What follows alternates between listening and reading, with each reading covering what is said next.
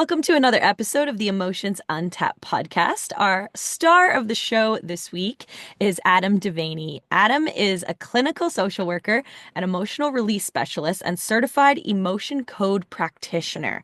He helps people identify and release trapped and repressed emotional energies lodged in the subconscious that are causing repeated patterns, misunderstood reactions, and blocks in their lives. So the result of this work is a new internal balance at the subconscious level that leaves clients feeling more centered, lighter, and no longer prone to triggers. He does work mainly with other health licensed professionals, from counselors to psychiatrists, allowing them to level up both personally and professionally. And Adam has a super interesting story to share around how he came about this work. And he's going to talk to us today about the emotion code. So I'm super excited to share this conversation with you. So let's dive in. Adam, thank you so much for being on the show today. It's been a while since we saw each other last. How are you?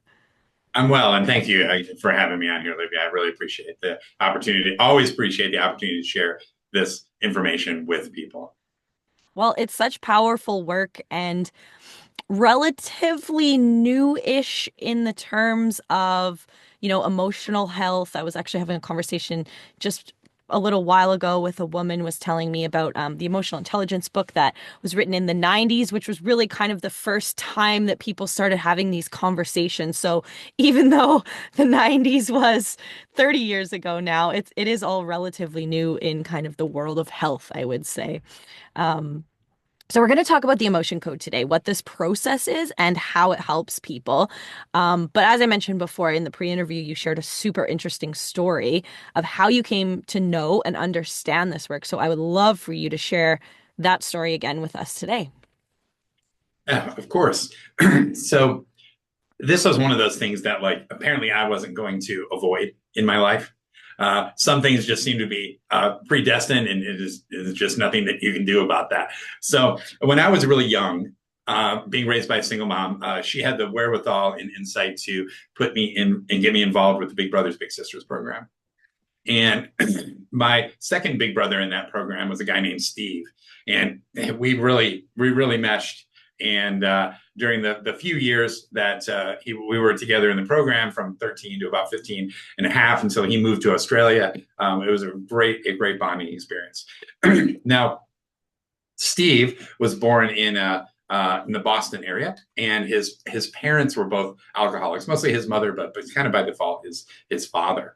And so when he was really young, he had just kind of had it. I mean, like 8 years old, right? He just had it. And he wrote, "My mother is an alcoholic," on a piece of paper, and he put it in his pocket. And he was going to give it to a trusted adult at school. Now, he had no idea or no context for what was going to happen when he was that young. Throughout that day, he just kept, every time he'd go to give that information to someone, he would just kind of stuff all that emotion around that down into a little knot in his gut, right? And by the end of the day, he hadn't told anybody. He just decided he was going to, anything around that, he was just going to stuff that down in his gut for the rest of his life. Fast forward 30 years, right? He's married, he's got 2 kids, right? Brings he'd moved to Australia, so brought his family back, got some work here, and his goal was to get them to have a relationship with his mom, with the grandma and the mother-in-law, right? Well, that failed colossally. And when that failed, Steve had no choice but to gather up his family, tuck his tail between his legs, and go back to Australia and just stuff all of that pain. Now the 2 big women in his life were at odds, right? And he stuffed that all down into that little knot in his gut. 2.5 months later, he was diagnosed with bowel cancer at 38 years old. And Mm. through a series of introspective moments, he discovered at a retreat one day, after he woke up into the worst panic attack of his life, and for 45 minutes it wouldn't ever flow no matter what he did, and during an eye-to-eye meditation with one of the teachers, he realized what he'd been doing his whole life.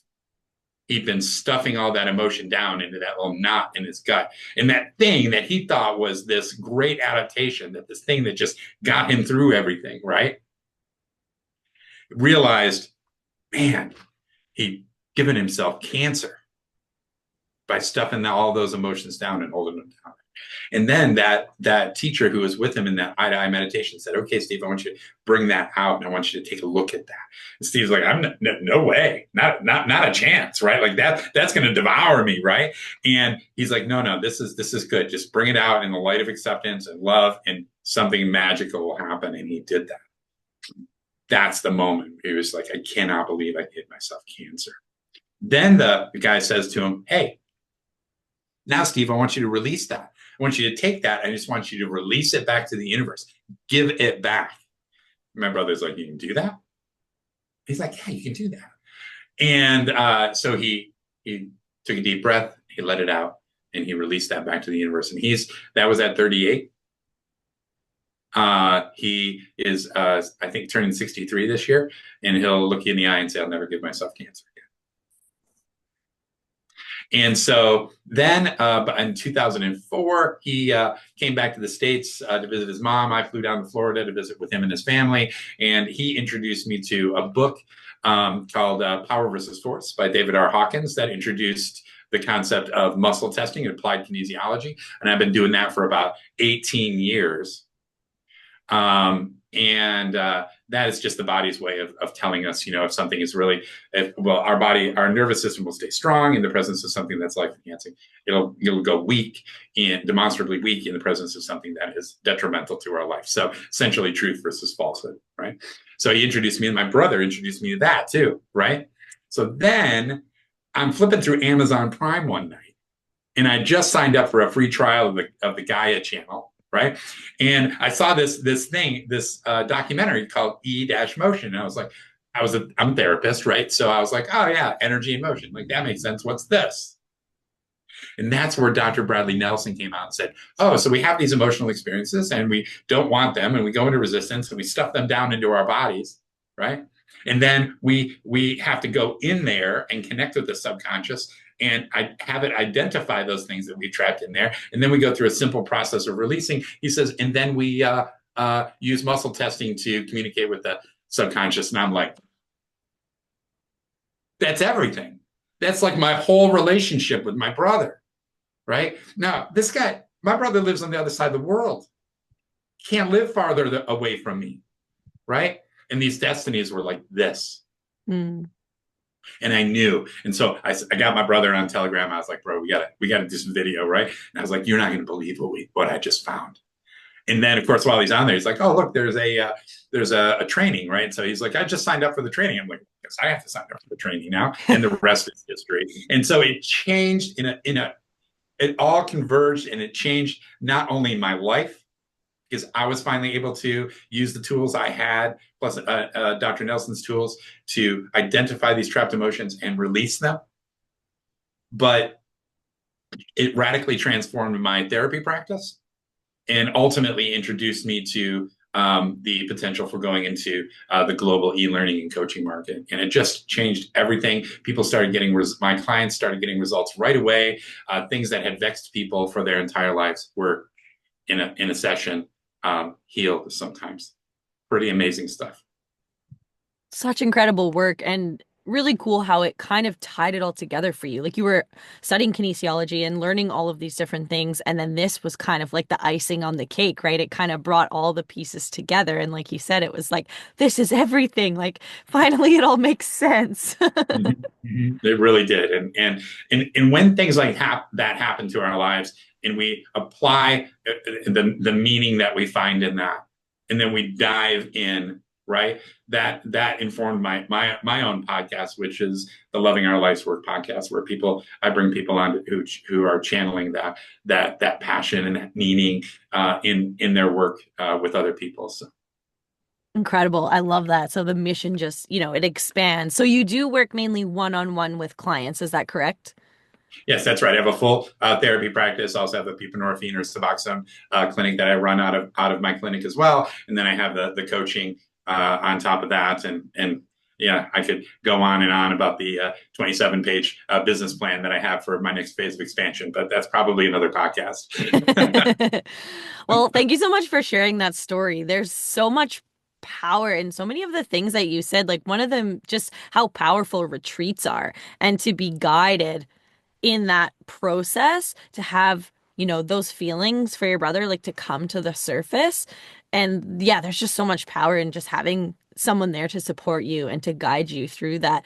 So you mentioned Dr. Bradley Nelson from the Emotions documentary, which you did mention to me in our pre-interview, which I actually got the free trial for Gaia, and I went and watched it myself as well. Very interesting movie. I found that there was documentary, I should say. There a lot of the information that they were sharing was really fascinating to me because I was kind of like I knew it already, but to hear it from them, from these professionals and experts, and for them to articulate it in the way that they did, I was just like, it just gave me so much more self-belief that the work that I'm doing as well and the things that I believe in are, on par with what the experts are talking about. So that was really cool. It was really kind of validating to kind of all of the things that I learned on my own personal journey. It was kind of all packaged up in this, hour and a half, like beautiful little visual platform. And I was able to digest that and go, okay, yes. So I'm on the right track. This all makes sense. So, Dr. Bradley Nelson wrote the book Emotion Code, as you mentioned. So, it's all about identifying and releasing those trapped emotions. And his belief is that the stored energy in the body can cause mental, physical, and emotional stress and dis-ease, as you've so proved to us with your story. So, emotion code is a method of energy healing that releases that stuck energy in the body. So, can you share how this energy healing process works and how it's helping people? Certainly. So it all starts with an intention, right? When you're going to do this type of work, you really have to be very clear about what you're doing. Okay. So you might, let's say one of the ways that I work with people is on their relationships, like their primary relationships, their mom, their dad, the creepy uncle, whatever, right? People they had toxic experiences with, employers, ex-lovers, things like that. Relationships can be a huge area that you just get a lot done because really those are the emotions that affect so much of our life on a daily basis. Sometimes we can go in and we can create intentions to heal something if someone comes to me with anxiety, right? I might create an intention around prompting the subconscious to dish up that information, how many emotions we are looking at that are imbalancing that person's relationship with anxiety, which is a perfectly normal emotion. Right? And 30,000 years ago, it kept us from running blindly around a corner because there might be something there with big teeth to eat us. Right? There's a place for all of the emotions that become trapped in our body. They're a perfectly natural part and helpful part of the human experience. When we go into resistance, that's when we stuff them down. That's when they become problematic.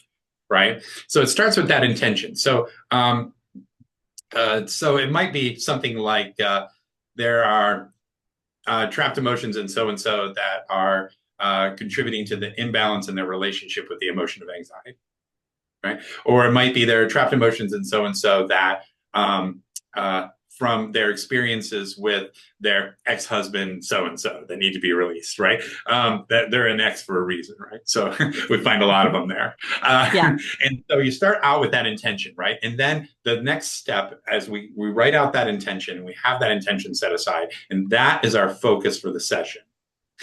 And so then what I do is you get permission from the person to connect in directly with their subconscious. This is something that in the training that we went through, it's a very simple process. We were trained to do that. I've done it 1,000 times, right? And it only takes me about 5 seconds of quiet meditation to do that with the person's permission. Now, understand what this connection is. This connection is more like being logged into someone's Wi-Fi. You can't read their emails. Okay. I can't read people's thoughts or anything like that, but the connection is so real and so vivid that occasionally when there's a physical sensation experienced by the client, when they're releasing an emotion that is sometimes experienced by the practitioner, a very unique connection there. And at the end of it, you disconnect. Okay. So you've got this connection made. State the intention. You read through the intention. You muscle test that test strong. Yes, there are emotions that need to be released. Then we'll just go through and we'll find out how many. Okay. Sometimes it's just a couple, right? Sometimes it's dozens and dozens, right? And that's a simple process of using muscle testing. Is there's more than 10 emotions to be released, more than 20, more than 30, more than 40? No. Is it between 30 and 40? Yes. Is it is it closer to 30 than 40? Yes. Is it between 30 and 35? Yes. And you just narrow it down. Okay. That again, I've been doing muscle testing now for 20 years. It's kind of second nature to me. Dr. Bradley Nelson had me at muscle testing because I knew it couldn't be faked if it was using the applied kinesiology. Okay. So then what you do is you go through, again, you state the intention, you muscle test it, then you say, this emotion is the first emotion to be released is, and you check what type of emotion it is. I check for three types of emotions: inherited, right? I check for Mm. absorbed from somebody else, and we'll go into that a little bit later, what that's like and how that happens. It's the double-edged sword of empathy, right? Or if it's just theirs. Now, the majority of the experiences that people are trapped emotions that people have are just going to be from their own emotional experiences that they went into resistance with, right? So once we know, let's say it's theirs, right? Then we go to the emotion code chart. It's a chart with 2 columns and 6 rows, and it's got 60 of the most commonly trapped emotions that happen to us. And then you just use muscle testing. It's in column A, column B, right? It's in column A. Okay, so that was strong, right? Is it in the odd rows? Yes. It's row 1, row 3. It's in row 3A. Now we're down to 5, just like that. Very quick, right? And then we just go through the 5 emotions that are in that box. One of them will test strong. Here's the beautiful thing about this, Lydia. It's their subconscious that's doing this. As a practitioner, I'm just here running the technique. Mm-hmm. Remember, connected, I'm logged into their Wi-Fi, right? So all I'm doing is giving prompts, just like this prompt to this laptop that I'm on, right? I give it prompts, it does things. Subconscious is just like that. It doesn't have an opinion of its own, but if you give it very direct prompts, you can get it to communicate in very direct ways. So once we have that, there's typically what happens is that's now active in the person. It's triggered, if you will, in the person. And then at that point, we can just go right into the releasing. Okay. Or we can, there's a bunch of definitions, or if someone in a therapeutic setting, if someone wants to process a little bit, that's fine too. Right. But this is what happens when an emotion is triggered. Let's say it's stored right here. It's a little ball of energy here. Okay. And when a trigger happens, that little ball of energy gets activated, right? And then it follows a very particular path up the main meridian in the human body, up the back of the head to the thinker. Now, where it leads to thoughts. Now, many of us have interacted with this. I call this the overthinker. Oh, you've met that. Oh yes, we're very familiar. And many of your listeners probably are as well, right? And then Hmm. so it leads to thoughts. So a single trapped emotion over the course of a lifetime, undealt with, could potentially lead to thousands of thoughts.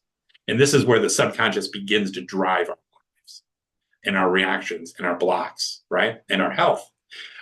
So that thought will often lead to behavior. If a trigger thought behavior is repeated enough, it can lead to a belief. Those are never true. I'll never be loved. I'll never be successful. I'll never be fit, right? And that's how that process works. That's how it harms us mentally, emotionally, physically, right? Hmm. But since that's triggered in that person, that thing triggered in that person, that's how that person's subconscious communicated with me, right? We can go into the releasing part. Now, typically we use magnets. I don't have my magnets here because my clients on the other side of the room were using my magnets today. But you can do it with your hand too. Magnets are nice because we're electromagnetic. This whole process is electromagnetic. Everything is, right? And so then you tell your subconscious, okay, it's time to release this emotion of, say, of whatever it is, right? And then you reverse the process.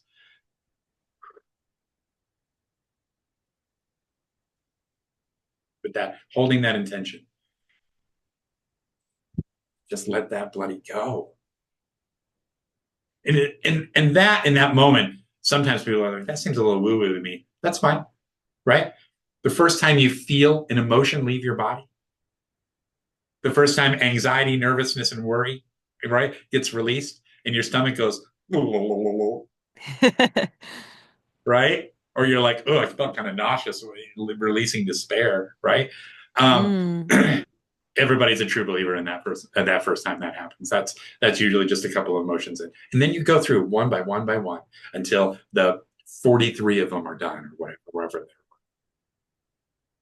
And then that experience, now you have a couple of days of processing. Now you have a couple of days where you're going to need to drink a lot of water because you just use your electrolytes up to move all that energy. Okay. But over the course of the next week, you're going to process all that out. You're going to rebalance the subconscious. And it's like taking a laptop like this that I downloaded too many apps on and they're always running in the background. Right. And now it won't load a browser. Right. And then telling it to identify each one of those individually and clicking on them and deleting the app. It'll run the way it was supposed to run. That's the process, and that's the beauty of it. This is fascinating stuff. It's so common as well for people to stuff emotions down, right? And create that resistance. Like all of us are guilty of doing that. There's no one who out there who doesn't do that or at one point in their life, haven't done that. I love the analogies that you use too, like the Wi-Fi and the email, right? Like you're tapping into the Wi-Fi, but you can't read emails. It's not an intrusive thing. It's just you're there, you're connected. I find that so fascinating. So curious as well, when the release is happening, are people experiencing physical, like are they crying? Are they shaking their body? Like are there also physical kind of symptoms of that energy being released? That's when people become true believers, when they first feel the first emotion just physically leave their body. Most of the time it's fairly, like someone might say, oh, I really felt that leave. I really felt like if they're releasing a heart emotion, like a tug on their heart while they were releasing it. They're relatively minor. Okay, cool. But in that moment, they're quite noticeable. It's Hmm. really fascinating because being connected into their subconscious, sometimes it's like I'll be like, without guiding them, right, without planting a suggestion, I'll say, "Did you feel that one?" Because I did, right? And then they'll typically say exactly what I experienced. It's almost 100%, right? It's a very visceral experience, and it's also a very like kind of where two or more are gathered in my name kind of thing. Hmm. Right? There's two people. I'm doing the releasing while they're doing the releasing. Both of us are doing that. And it's just so powerful in its effect. Fascinating stuff. So the muscle testing that you mentioned too, you were kind of motioning, one hand kind of coming to the other. Now, I am not familiar what at all about muscle testing. Is this something that you're just doing with your hands, or is there like a tool or a machine or something that's kind of that you're using in this process? So there's 51 different muscle groups in the human body that can be muscle tested. Some people use their fingers. Some people do the pull test, right? Strong, weak, right? Okay, Strong. I've seen that. Yeah. Yeah. So some of your listeners probably went to a chiropractor who would put your arm out like this and put a supplement next to you and like, do the muscle testing that way. It's pretty common. So I use these muscles here, right? And I hold my right arm strong, right? And I'll think of something sort of like if I think about something really health promoting, like organic grass fed ribeye. That sounds good, right? Or if I'd say something that clearly is like weak, right? Like Diet Coke. Okay, my body will not stay strong in the presence of that stimuli. Mm-hmm. We all do this naturally. Someone's really saying something that we're really jiving with, we'll just kind of lean in. Hmm. And if they're just talking smack and it doesn't make any sense, we'll kind of repel. People do that Yep. all the time. Sometimes you'll notice, sometimes, especially at like food co-ops and stuff, people will be doing the sway test. They'll take the food and they'll put it up to their solar plexus and they'll be like swaying one way or the other. Like, and if they sway back, they'll just put it back on the shelf. Interesting. I've actually never seen anyone do that before, but now that you've said it and I know about it, I'll probably see it all the time. You'll see it. You'll see it. Yeah. Yeah. Fantastic. Okay, so let's talk about, so you mentioned this briefly. Let's talk about how we absorb other people's emotions and then energy, especially those that are our closest relationships, as you mentioned before, our parents, our close relatives, our partners, relationship, intimate partners, etc. Yeah. So that's great. So there are three aspects. First, we need to know the three aspects to a healthy relationship with emotion. Okay. First one is we create the vibration of the emotion in the body. Second is we feel that emotion, right? This only takes a moment to go from one to the next. Okay. Once this is our messenger, it's a beautiful emotional messaging system. Fundamentally, it's only saying one of two things. Things are how we would like them in our environment. things are not how we would like them in our environment. Okay. When things are not as we would like them, we often go into resistance to the emotion. And of course, we know that what we resist persists, so it becomes stronger and lasts longer, which is not ideal, not really what we're going for when we do that, right? But that's your messenger. Once you've got the message, you fundamentally know the answer to that question. That's all the emotion was there to do. You can get to the third and healthy step of emotion and just let it go Mm. instead of swallowing it down. Okay. Problem is, this is the double-edged sword of empathy. In humans, we have mirror neurons. Mirror neurons are the same things, same sets of neurons that allow bird flocks to fly together, horse herds to move together, fishes to all swim like that too. Okay. Okay, cool. It's an actual physical set of neurons. So when we're in the presence of someone having an intense emotional experience, maybe we're helping a friend who just went through some loss or who just went through a divorce and is feeling betrayed or abandoned, right? That's a very strong emotion. And while people can try to change how they present themselves, they'll change their body language, their tone, choose their words, try to manage their facial expression. It doesn't matter. This is all vibration. This is all energy. And it doesn't matter if someone does that. You cannot hide from our subconscious that vibration. Okay. Hmm. So what can happen is it can create a sympathetic resonance in you. That's empathy. That's those mirror neurons on the physical level, right? Once that happens, it's possible that you could start feeling that emotion. That's empathy, right?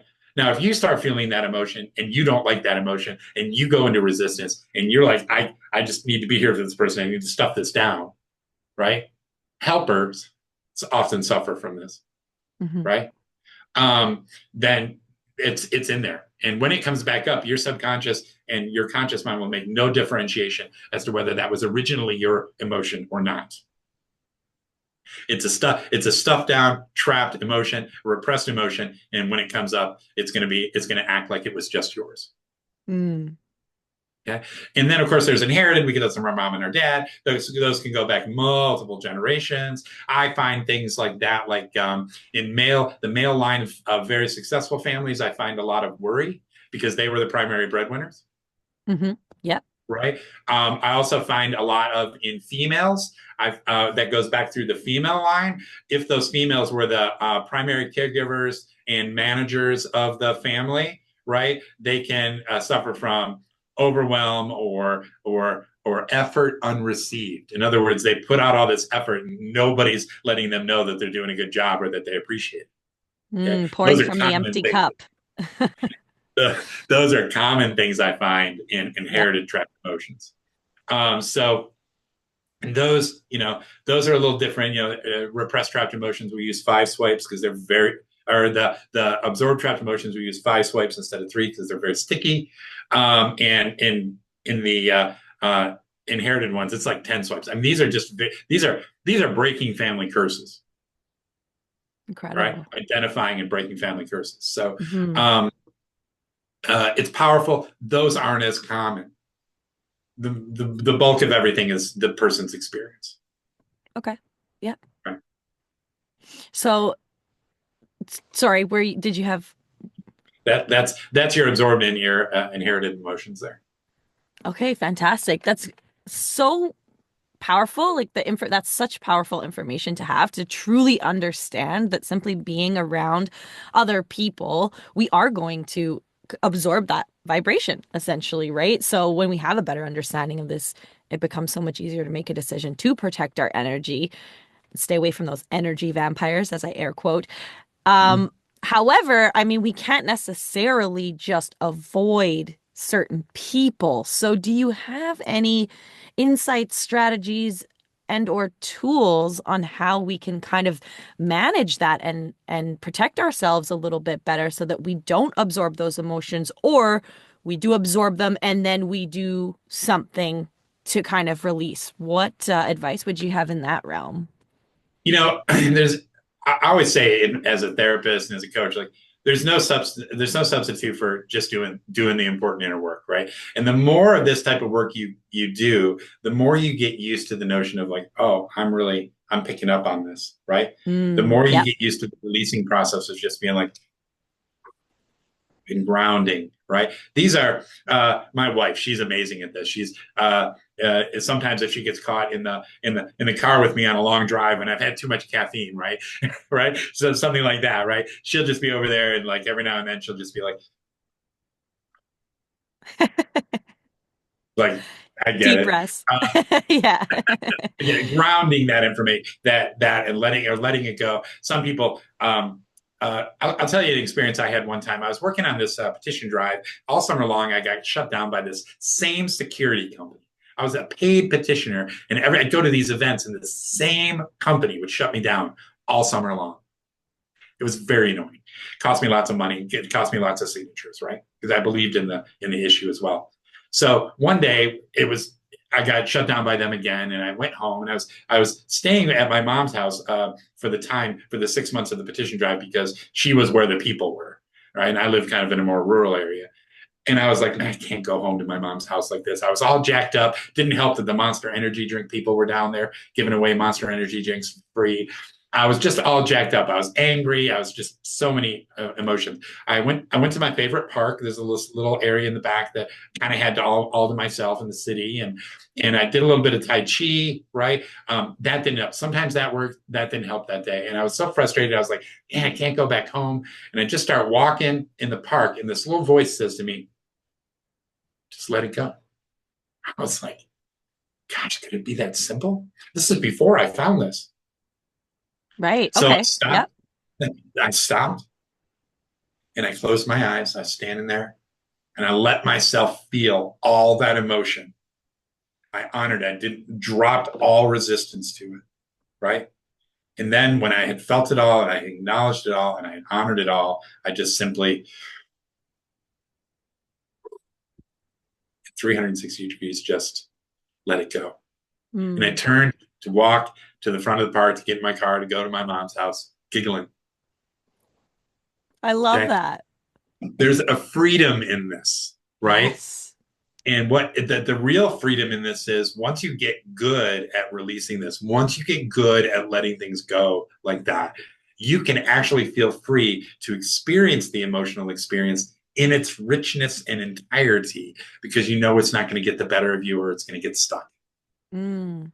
Fantastic. And so, would you say that the clients that you work with through doing this practice with you, having you guide them through, potentially, after the whole session or multiple sessions, are they then able to kind of guide themselves through the process? Is it something that they can continue to practice on their own? What we just discussed, yes, absolutely. Plus, remember, if I spend 5, 6 months with someone doing this work on a weekly or biweekly basis, um, their subconscious is so calm there. The little monkey mind is very quiet by the end of that. Mm. And Hmm. that is a permanent change. We've released this emotional energy that was leading to the overthinking and the overwhelm and the panic attacks and things like anxiety. Um, so they're a very different person, really closer to their original blueprint in the end, right? So I had a client who came to me and she was, very, she would get very overwhelmed. I mean, she would literally fetal position crying for days on seemingly the simplest thing. Like her car Mm. broke down and she needed to get a different car. Like she'd just be fetal for like 2 weeks. It was nuts, right? Mm. That's a technical term. Uh, she really embraced this work, right? And recently she was out on, like people in her life started saying, like, wow, you're really different. Mm. Wow, you're so much more centered. Wow, you're so much calmer. And she was out canoeing or kayaking with her daughter on a river recently, and they flipped the kayak, right? And her Um, daughter went into the 16-year-old daughter like went into this like panic mode, right? Just total freaking out, right? And or she used to, the mom used to then match the energy. right. Yep. That's again the double-edged sword of empathy, right? Hmm. And she was sitting in last week saying, I didn't freak out. That's cool. That's very And her cool. and her kid, who she'd been saying for some time, like you really just need to go see Adam, right, to deal with your anxiety. The kid was finally like, that's it. That was the thing. Like she saw that in her mom and was like, okay, whatever this guy's got going on, I need to go get some of Yeah, I that. need a piece of the pie. Yeah. Fantastic. Wow. Well, everything that you shared here today was super powerful. It's incredible the transformation that this work is creating. People are overcoming these subconscious blocks, these things they've been dealing with their whole life. Like it really is fascinating. So you mentioned earlier your podcast, the Loving Our Life's Work podcast. Who is this podcast for? What are you talking about on the show? This is for people who really have found their purpose, their meaning, and then they're living that out. So, and then what they want to do is they come on my show to share with my audience, right? Their passion for what they're doing, how they came about it, what it looks like, so that they can inspire other people to find and live their life's work, their life's purpose. And so it's been really great. I have met with some absolutely amazing people who are doing some really incredible things. Very cool. And it's kind of a reflection of your personal journey through the story of your brother and how that all unfolded. And now you are literally doing your life's work. So it's all full circle. I love that. That's That's it. fantastic. Yeah, that's it. In fact, I'm sitting in Life's Work Clinic right now, and where my wife and I are developing. We're about 95% through the funding process to develop Life's Work Holistic Learning Center on our family farm property, and then we're forming. We just decided 2 weeks ago to form the Life's Work 501(c)(3) to help increase access to these types of services for people. Amazing. This is amazing. And I love that you're doing this work with your wife as well. You know, you guys are in it together Yeah. and what purposeful work and it just must bring you so much joy. It's the meaning that we apply to things, right? I mean, yeah, is it stressful? Yeah, is it busy? Yeah, of course, right? I mean, anything worth doing is, right? But when you have that meaning and that purpose, and I didn't meet my wife until we were older. I was 41, she was 38, right? And we'd already done a lot of our own inner work, and so when we Okay. came Yeah. together, it was just like right away we were like, yes, this is it. And so we're quite a few years into this now, and it is an absolute joy to work with her. And she's actually off getting a massage right now, and it really it's our life's work, and the name isn't just the name; really, it encapsulates the drive and the meaning behind the different aspects of what we do in our business and in our personal lives. Fantastic. I love that. Adam, it's been an absolute pleasure to have this conversation with you today. It was kind of drawn out. It was a long time since we had done our pre-interview, but we're here. We did it, and I'm so glad that we did. Any final thoughts before we wrap up? And I'd love for you to share the best way that people can get in touch with you if they want to learn more about what you do or even get in touch with you to book a session. Sure. I would say, I said it earlier and I'll say it again, and I say it like a broken record in my work and in my life. There's never any substitute for doing the important inner work. Hmm.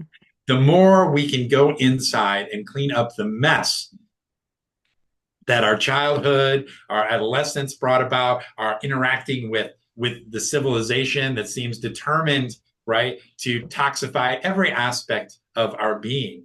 The more we can clean up, the more we can let go of, the better we feel, the better our lives are, the more meaning we can then fill that space with, the more purpose we can fill that space with. And it's very difficult to go out there and actually do all these different things if our inner environment is toxified by, in the case of my work, toxic emotional repressed energies.